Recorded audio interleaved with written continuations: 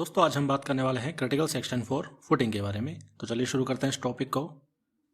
3 point हम यहाँ पे मेनली देखेंगे आज। कौन कौन से क्रिटिकल सेक्शन होते हैं for bending, for one way share and for two way share. Exam में इसमें से क्वेश्चंस पूछे जाते हैं और कन्फ्यूजन हो जाता है, इसलिए उसको कन्फ्यूजन को हम ट्रिक की मदद से क्लियर करेंगे। तो चलिए शुरू करते हैं। सबसे पहले हम देखेंगे critical section for bending movement. और ये बात किसकी हो रही है? फुटिंग की हो रही है। आप डायग्राम में देख भी सकते हैं, फुटिंग का यहाँ पे डायग्राम आपको दिया हुआ है। तो सबसे पहला केस जो हम देखेंगे वो है कि अगर फुटिंग सपोर्टिंग ए कॉलम और आइसोलेटेड फुटिंग, यानी कि जो फुटिंग है वो एक कॉलम को सपोर्ट कर रही है, या फिर आइसोलेटेड फुटिंग भी हम इसको बोल देते हैं। जब एक कॉलम को सपोर्ट करती है उसी का दूसरा नाम क्या है? Isolated footing.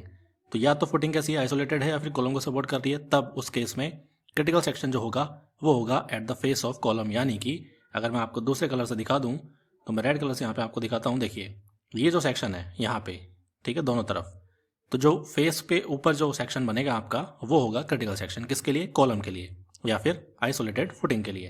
तो पहली चीज क्लियर हो गई।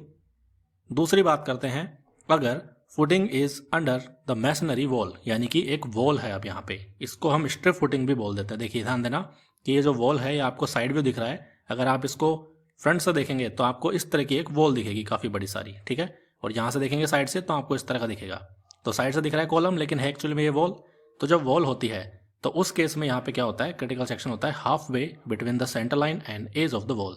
यानी कि देखिए इसको मैं दूसरे आपको कलर से दिखाता हूँ कि सेंटर लाइन जो है इसकी वो हो जाएगी ये वाली, और इसका जो एज है वो हो जाएगा ये।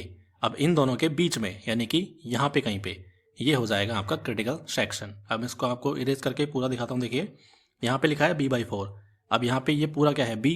अगर b का मैं करता हूँ हाफ तो बनता है b/2, और उसका भी अगर मैं करता हूँ हाफ तो बनता है b/4। वही चीज़ यहाँ पे लिखी हुई है कि half way between the centre line जो कि ऑलरेडी हाफ पे है, और एज जो आपका कोने पे है, उन दोनों के बीच में अगर आप बात करते हैं तो b/4 बनता है, ठीक है। तो ये क्रिटिकल सेक्शन हो जाएगा वॉल के लिए, ये आपको ध्यान रखना है। उसके बाद में बात करते हैं तो footing is under gusset base. Gusset base होता है जब स्टील का जो फ्रेम होता है उसको कंक्रीट से कनेक्ट करने के लिए हम यूज़ करते हैं इसको बेसिकली। तो अगर ऐसा केस होता है, यहाँ पे आप देख सकते हैं ये गसेट प्लेट लगी हुई है, ठीक है, इस तरह की कुछ प्लेट होती है स्टील की, वो लगी होती है यहाँ पे, और ये जो कॉलम है वो कंक्रीट का होता है, तो ये कनेक्टेड होता है, राइट।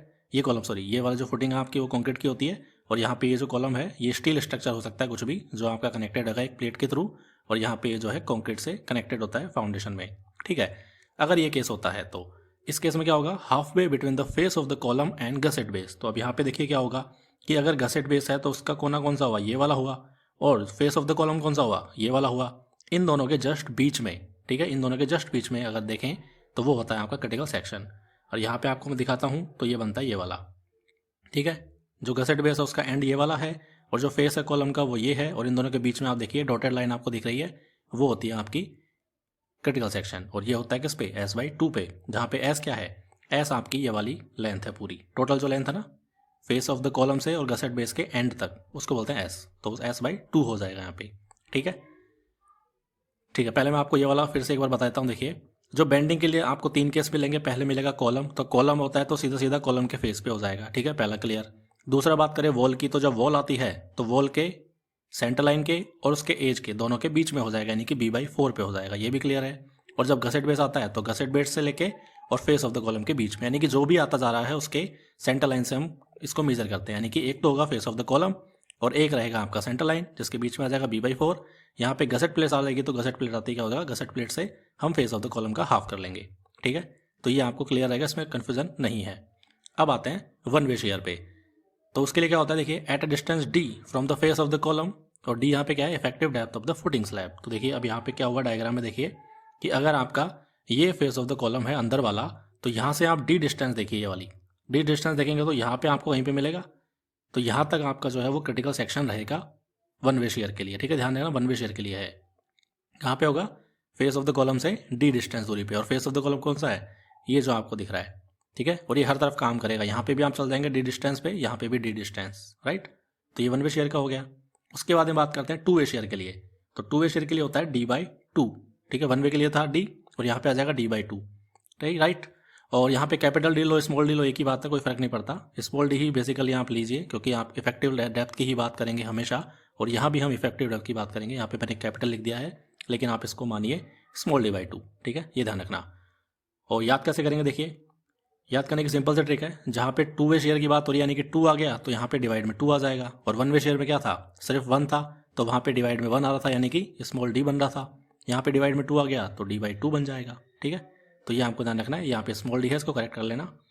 और डायग्राम में आप देख सकते हैं यहाँ पे फिर से वही डायग्राम जो वन वे में देखा था वैसा ही कुछ है। ये फेस ऑफ द कॉलम है और यहाँ से डी/2 डिस्टेंस पे यानी कि इतना, ये जो है ये आपका क्रिटिकल सेक्शन बनेगा चारों तरफ, राइट। तो ये आप इजीली इसको समझ सकते हैं। छोटे से आपको 2-3 चीज़ें याद करनी है, हिंट मैंने आपको दे दी है, 2 वे के लिए, 1 वे के लिए, और बेंडिंग मोमेंट के तीनों अलग अलग केसेस हैं।